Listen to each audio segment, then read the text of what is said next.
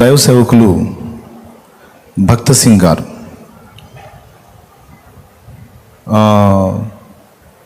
ఆయన సేవ చేసినటువంటి దినాలలో ఓ చోట ఒక ప్రాంతంలో కూటాలు జరిగినాయట. ఆ కూటాలలో చాలామంది ప్రజలు పాల్గొన్నారు. దాదాపు 5,000 మంది వరకు ప్రజలు గ్యాదర్ అయ్యారట. అవి ఉపవాస కూటాలు.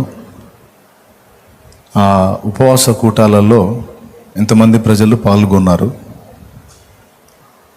అయితే ముగింపు కూటమి అయిపోయిన తర్వాత అందరికీ ప్రేమ విందు ఉంటుంది. ఆయన భక్త సింగ్ గారు గొప్ప సేవ చేసినటువంటి దైవజనులు, ఎన్నో ఆత్మల్ని రక్షించినటువంటి ప్రార్థనా యోధుడు, అనర్గళ ప్రసంగికుడు, గొప్ప వాక్చాతుర్యం కలిగి అద్భుతంగా మాట్లాడతాడని చెప్పను, కానీ ఆయన ద్వారా దేవుడు మాట్లాడినందున అనేకులు రక్షణలోకి అయితే వచ్చారని మాత్రం గట్టిగా చెప్పగలుగుతాను. ఆయన నాకు ఇష్టమైన భక్తులలో ఒకడు. నేను మాదిరిగా తీసుకున్న దైవజనుల్లో ఆయన కూడా ఒక్కరు. అయితే ఆయన గురించి ఆయన పుస్తకం ఒకటి కాదు, అనేక రకాల పుస్తకాలు ఉన్నాయి. భక్త సింగ్ గారి లైఫ్ స్టోరీ ఉంది, ఆయన సేవ అనుభవాలు ఉన్నాయి. అవన్నీ మనకెంతో ప్రోత్సాహకరంగా ఉంటాయి. ఇంట్రెస్ట్ ఉంటే తప్పకుండా కోషి గారని ఆయన ఒక పెద్ద బుక్ రాశారు. తప్పకుండా భక్త సింగ్ గారి చరిత్ర చదవండి. సాధు సుందర సింగ్ గారి చరిత్ర, భక్త సింగ్ గారి చరిత్ర చదవండి.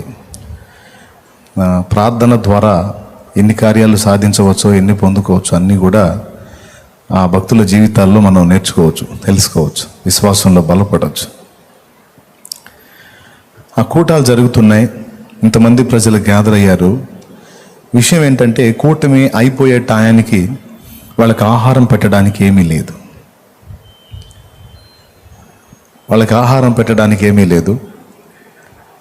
కానీ కూటాలు మాత్రం జరుగుతున్నాయి గంభీరంగా. ఆర్థిక సంపత్తి ఏమీ లేదు. అయితే ఆ రోజు కూటమిలో వేరే దైవజనుడు వాక్యం పంచుకుంటా ఉన్నాడు. అందరూ వింటా ఉన్నారు. 12:30, 1 గంట లోపు కూటమి అయిపోతుంది. ఆ కూటమి అయిపోయేసరికి అందరూ భోజనానికి కూర్చుంటారు. వాళ్ళందరికీ ఆహారం పెట్టాలి. కానీ కూటాలు ఏర్పాటు చేసినటువంటి దైవజనుడి దగ్గర పైసలు లేవు. కానీ ఆయనలో కలవరం లేదు. కూటమి ఆరంభం కాక మునిపే పరిచారకులు ఆయన వద్దకు వచ్చారు. అయ్యా, ఈరోజు కూటమి ముగుస్తుంది, అయిపోయిన తర్వాత అందరికీ భోజనం పెట్టాలి. మరి మీరు మాకు ఏమి ఇవ్వలేదు. మరి వండే వాళ్ళు అడుగుతున్నారు, మరి ఏం పెట్టాలని. మీరు మాకేమి ఇవ్వలేదు, మరి ఎట్లా ఆహార పదార్థాలు, రైస్ అదంతా ఎట్లా అని అడిగారు. అడిగితే ఆయన ప్రార్థన చేయండి అని చెప్పాడంట. ఏమీ లేదు, నాకు తెలుసు, ప్రేయర్ చేయండి అన్నమాట. నేను మీకేమి ఇవ్వలేదు, ఇవ్వండి, మీరు ఎక్కడ వండుతారు, ప్రార్థన చేయండి, నేను కూడా ప్రేయర్ చేస్తున్నా అన్నాడు. ప్రేయర్ చేస్తే కడుపు నిండిద్దే. ఒకరు, ఇద్దరు, 10 మంది, 100 మంది కాదు, దాదాపు 5,000 మంది. ఇంతమంది కడుపులు నిండాలి. పాపం అసలుకే వాళ్ళు ఉపవాసాలు ఉండి ఉంటారు.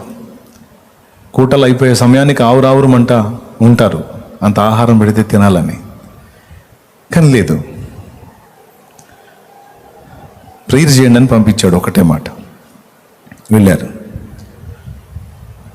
తర్వాత ఇంకో గంటన్నర సమయంలో మళ్ళీ వచ్చారు. అయ్యా, ఏమన్నా హెల్ప్ చేస్తారా, ఏమన్నా దొరికిందా అంటే, లేదు, ప్రేయర్ చేస్తున్నాను నేను అన్నాడు.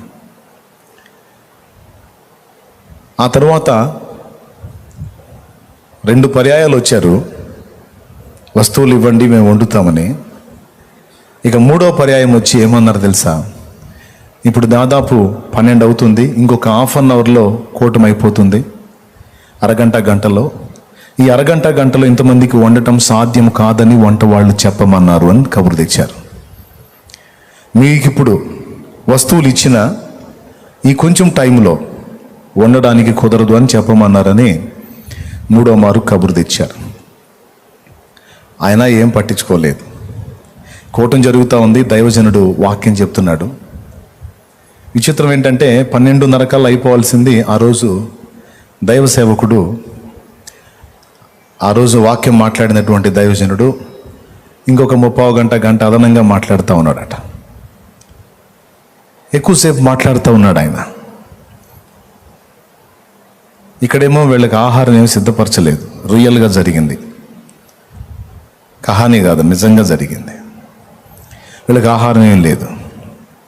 దైవజనుడు వాక్యం చెబుతున్నాడు, భక్త సింగ్ గారు ప్రార్థన చేస్తున్నాడు. దేవా, ఇంతమంది బిడ్డలు కూటానికి హాజరయ్యారు చాలా ఆసక్తిగా.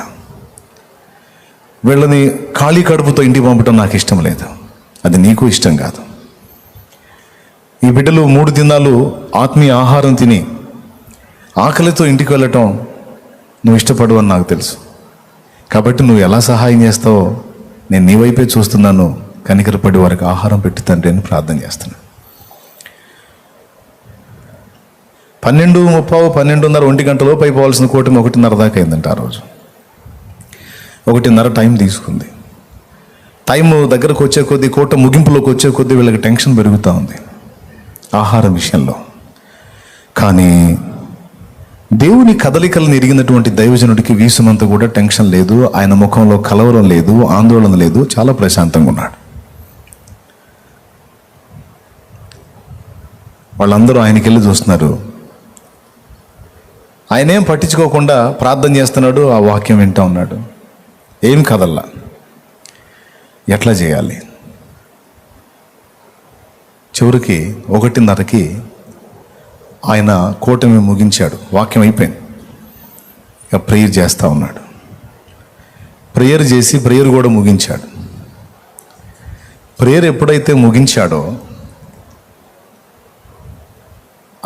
వాళ్ళు కూటం జరుపుతున్న ప్రదేశానికి పెద్ద వాహనాలు వచ్చి నిలబడ్డాయట ఎదురు. రియల్గా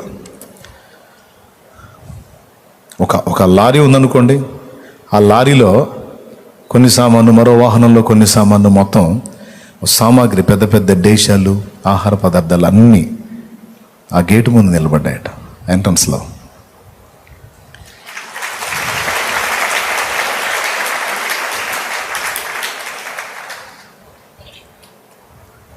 వాళ్ళలో ఒకడు వచ్చాడు, గేట్ తీసుకొని లోపలికి వచ్చాడు. ఇక్కడ భక్త సింగ్ గారు అంటే ఎవరు అని అడిగాడు. అదిగో ఆయన అక్కడ ఉన్నాడు. ఆయన దగ్గరికి తీసుకెళ్ళారు. అయ్యా, మా ఓనర్ గారు ఈ ఆహారం మీకు ఇవ్వమని పంపించారు. భక్త సింగ్ గారు అంటే మీరేనంటే, నేనే. ఆ గేట్లు తీయండి, మొత్తం డైరెక్ట్గా లోపల రానివ్వండి అన్నాడట. మొత్తం లోపలికి వచ్చేసి రానివ్వండి, అందరినీ కూర్చోబెట్టండి, అందరికీ వడ్డించండి అన్నాడట. విషయం ఏమైనా ఉంటే తర్వాత చూసుకుందాం. ఒకటైతే కన్ఫర్మ్, దేవుడు మనకి ఆహారం పంపాడు.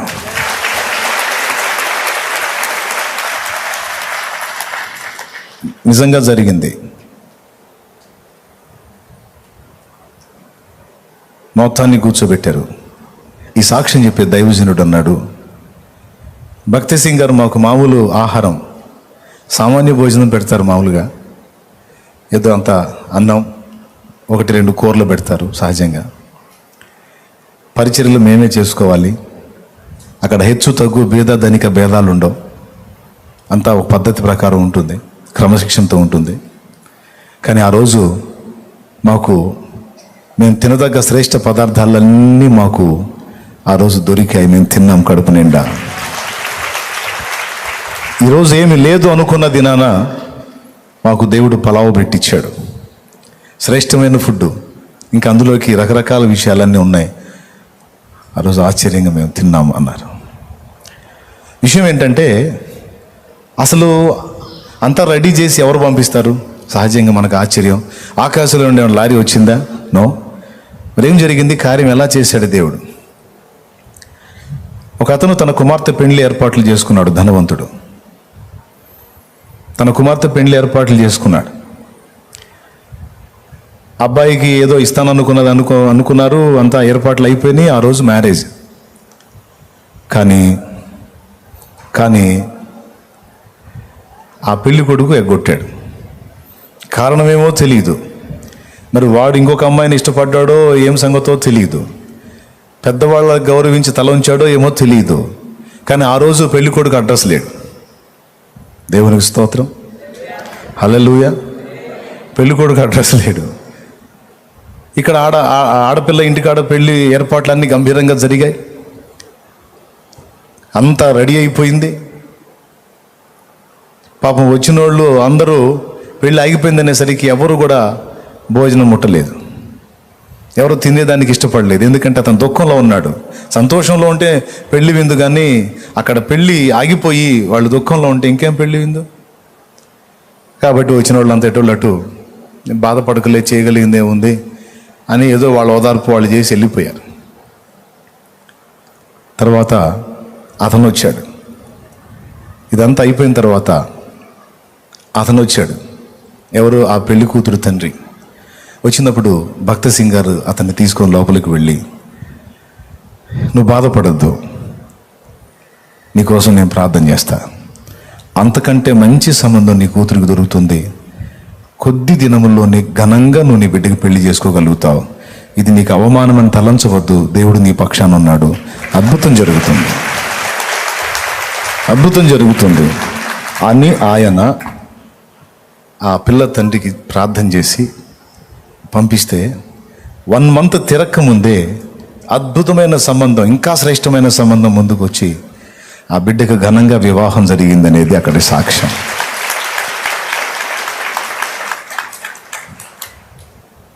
ఇది నేను మీకు ఎందుకు చెప్పానంటే, ఇబ్బందికరమైన పరిస్థితులు లేని మనిషి అంటూ ఎవరూ లేరు. ప్రతి మనిషికి ఎవరికి తగ్గ ఇబ్బందులు వాళ్ళకున్నాయి, ఎవరికి తగ్గ సమస్యలు వాళ్ళకున్నాయి. అది ఆర్థిక సమస్య కావచ్చు, రోగం కావచ్చు, పిల్లల సమస్య కావచ్చు, పెద్దోళ్ళ సమస్య కావచ్చు, భార్యాభర్తల సమస్య కావచ్చు, ఉద్యోగ సమస్య, వ్యాపార సమస్య, ఏదో నీ కుటుంబానికి చెందింది, నీ వ్యక్తిగత జీవితానికి చెందింది. ఇప్పుడు నేను 4-5 రకాలు చెప్పి ఎక్కువ మంది బాధపడి ఇవి కాక ఇంకా బోల్డ్ అన్ని సమస్యలు ఉండొచ్చు. అయితే సమస్యలు ఎన్ని రకాలైనా సమాధానం దేవుని పాదాల దగ్గర ఉన్నది అని చెబుతుంది బైబిల్. దేవుడు పరిష్కరించలేని సమస్య అంటూ ప్రకృతిలో ఏది లేదు. దేవుడు పరిష్కరించలేని సమస్యలు ఒకవేళ ఈ సృష్టిలో ఏర్పడే అవకాశం ఉంటే దేవుడు ఈ సృష్టి చేయకపోను. ఈ లోకస్తుడికి, దేవుడిని ఎరగని వాడికే ఇంత అద్భుతమైన నిరీక్షణ వాళ్ళు హృదయంలో కలిగి ఉంటే, మన దరిద్రతను కూడా దీవెనగా మార్చే దేవుడు, మన చీకటిని మన కొరకు వెలుగుగా మార్చే జీవము గల దేవుడు మనకు తోడై ఉండగా మనం ఎందుకు ఆందోళన పడాలి? ఎందుకు భయపడాలి? ఎందుకు కృంగిపోవాలి? ఎందుకు కుమిలిపోవాలి? ఎందుకు మనల్ని మనం నిందించుకోవాలి? ఎందుకు మనల్ని మనం శపించుకోవాలి? ఎందుకు కర్మాగిరమాన్ని నెత్తి బాదుకోవాలి? ఏమంటారు? సత్యదేవుని ఎరగని అన్యుడికే అంత నిరీక్షణ వానికి ఉన్న జ్ఞానంలో ఉంటే, సర్వశక్తి గల దేవుణ్ణి ఎరిగి, నిజదేవుణ్ణి ఎరిగి, ఆయన గొప్పతనం ఎరిగి, ఆయన మహాత్మ్యం ఎరిగి మనం ఎందుకు కృంగిపోవాలి? అందుకే ఫస్ట్ మాటగా మీకు చెప్తున్నాను ఏంటంటే,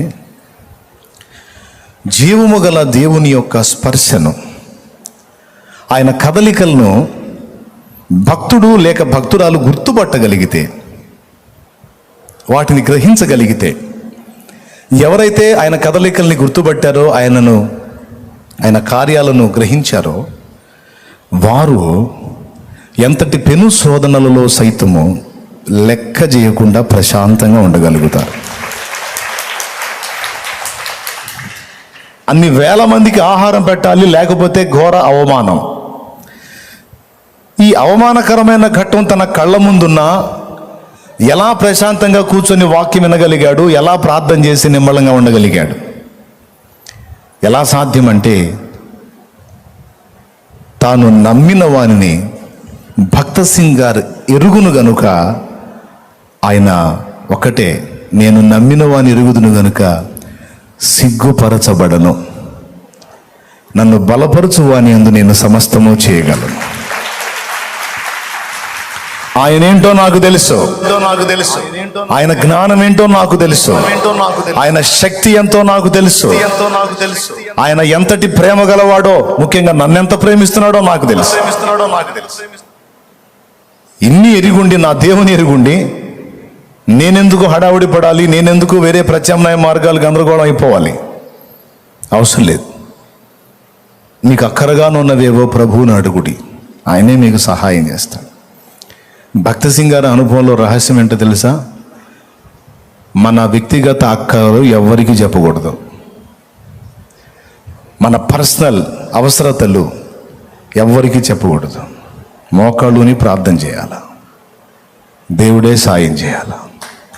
అది ఆ అనుభవాన్ని నేను కూడా స్వీకరించాను. నా పర్సనల్ అక్కర, నాకు ఇలాంటి అక్కర ఉంది, నాకు ఇలాంటి అవసరత ఉంది, మీరు దయచేసి నాకు హెల్ప్ చేయండి అని ఇన్ని సంవత్సరాల సేవలో ఒక్కసారి కూడా నేను ఎవరిని అడగకుండా నా దేవుడు నన్ను పోషించాడు.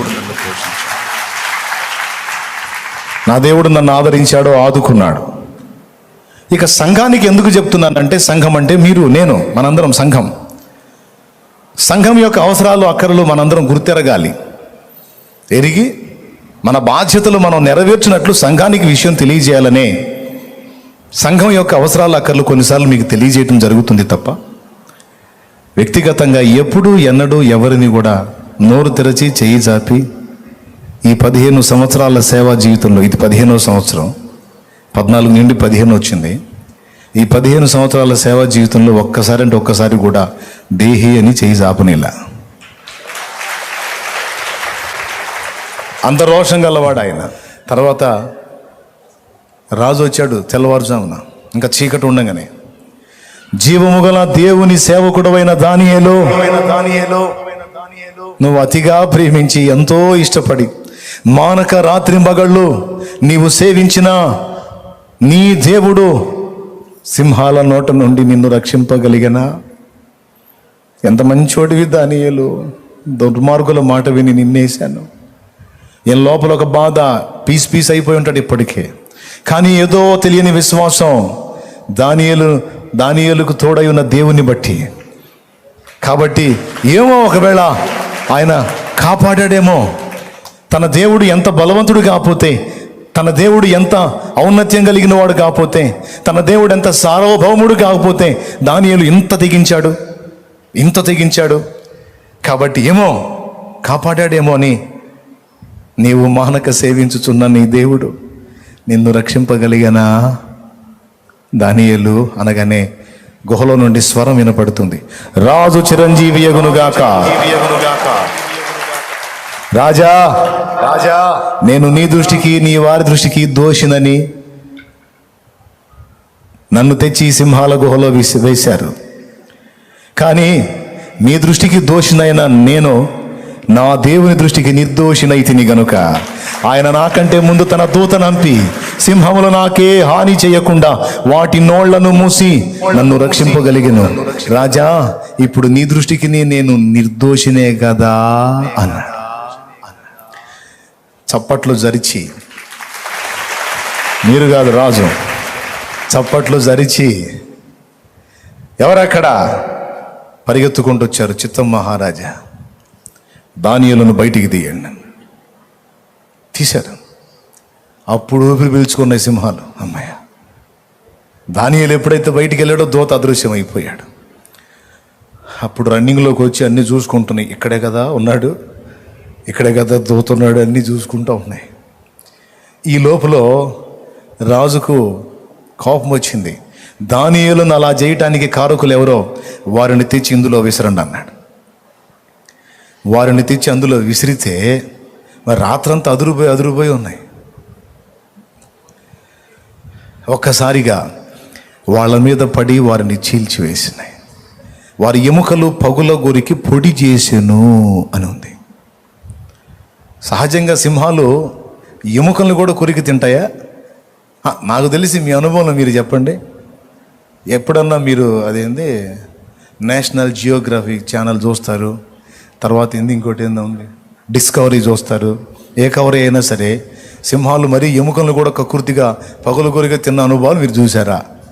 ఏదో దానికి మంచి శ్రేష్టమైన మాంసం, అది కూడా చచ్చిన దాన్ని తినదు, ఫ్రెష్గా వేటాడుకొని తింటుంది. అలాంటిది ఎముకలు సైతం పగులు కొరికి పొడి చేసినాయంటే ఎలా తిన్నాయి అవి? దానియేలును ముట్టడానికి వాటికి ఆజ్ఞ లేదు.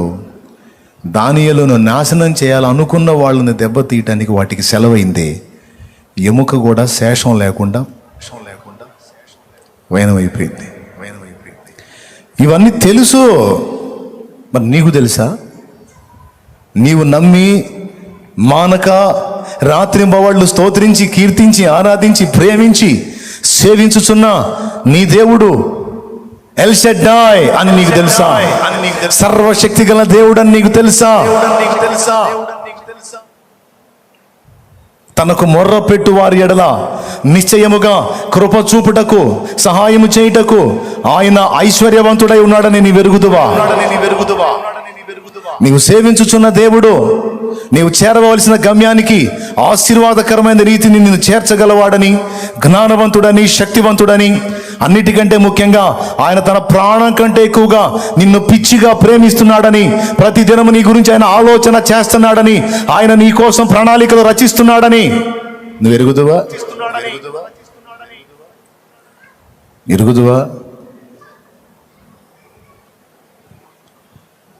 నీవు ఆయన ఎరిగినట్లయితే ఇక భూ సంబంధమైన వస్తు విషయాల మీద నీకు చింత ఉండదు. అందుకు చెప్తున్నా, ఇక వేదన ఉండవు, అస్సలు లెక్క చేయవు.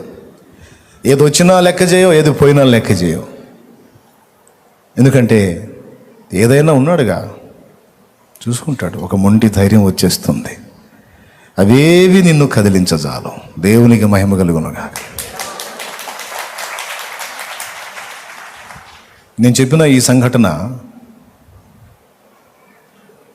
తమిళనాడులో జరిగింది, భక్తి సింగ్ గారి అనుభవంలో. ఒకసారి ఒక పెద్ద రాజకీయ నాయకుడు, ఓ ముఖ్యమంత్రి హోదా కలిగిన వ్యక్తి, హైదరాబాద్లో ఉన్న భక్తి సింగ్ గారి యొక్క చర్చ్ ప్రాంగణం అక్కడ ఓపెన్ మెల్లా ఉందట. ఆ ప్లేస్ కోసం వచ్చాడు ఒక గొప్ప అధికారి, పేరు చెప్పను, వచ్చాడు. ఆయన ప్రేయర్లో ఉన్నాడు. నేను బయట కూర్చొని నేను వచ్చానని చెప్పండి అన్నాడు. నువ్వు కాదు, మీ తాతయ్య వచ్చిందా, ఆయన ప్రార్థన నుంచి బయటికి రాడని చెప్పి కూర్చున్నాడు.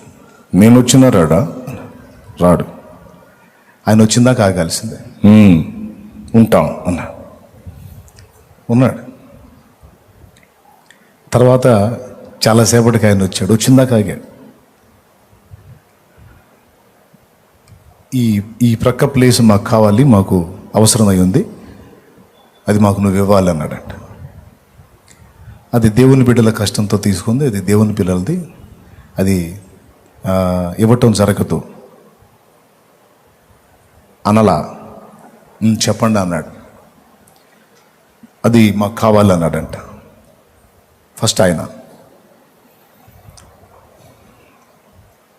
మాకు మీరు మంచితనంగా ఇస్తే ఏం లేదు, లేకపోతే దాన్ని ఎలా తీసుకోవాలో మాకు తెలుసు అన్నాడు. ఆయన ఏం మాట్లాడకుండా కొంచెం లోపలికి వస్తారా అన్నాడు. ఆయన గదిలోకి తీసుకెళ్ళి ఆయన మోకాళ్ళుని ప్రార్థన చేసే స్థలాన్ని చూపించి, అక్కడ ఆయన మోకాళ్ళు వేసి అచ్చులు పడ్డాయంట. మోకాళ్ళు వేసిన దగ్గర, ఈ మోకాళ్ళు వేసిన స్థలం ఇది, ఈ స్థితికి వచ్చిన దాకా కష్టపడి ప్రార్థన చేసి పొందుకున్నది. దాన్ని నువ్వు తీసుకోదలుచుకుంటే తీసుకోపో అన్నాడట. దాన్ని తీసుకోదలుచుకుంటే ఇంకా నువ్వు తీసుకోపో అన్నాడు. ఇంకా మారు మాట లేదు, సైలెంట్గా వెళ్ళిపోయాడు. దాని జోలికి రాలా. తన మోకాళ్ళు నిన్న స్థలాన్ని చూపించి, ఎందుకంటే ఆ వ్యక్తి తలుచుకుంటే తీసుకోగలడో ఏమీ చేయలేం. సౌండ్ లేకుండా వెళ్ళిపోయినాడు ఆయన. ఎందుకో తెలుసా? ఇంత భయంకరంగా ప్రార్థన చేసి అది పొందుకున్నాడు. పొరపాటున నేను కానీ దుర్మార్గంగా లాక్కున్నానంటే నామరూపాలు లేకుండా నాశనం అయిపోతానని అర్థమైపోయింది. అర్థమయ్యి సర్దుకున్నాడు. ఇలాగా ఏదైనా ఎవరైనా అధికారులు కానీ ఎవడైనా కానీ లెక్క చేయలేదు. మోకాళ్ళుని దేవుడే. ఎందుకు ఈ మాటలు చెప్తున్నానంటే ఈ సంగతులన్నీ దేవునికి భక్తి చేస్తే అలా ఒక రోషం, ఒక పరాక్రమం కలిగిన భక్తి చేయాలి.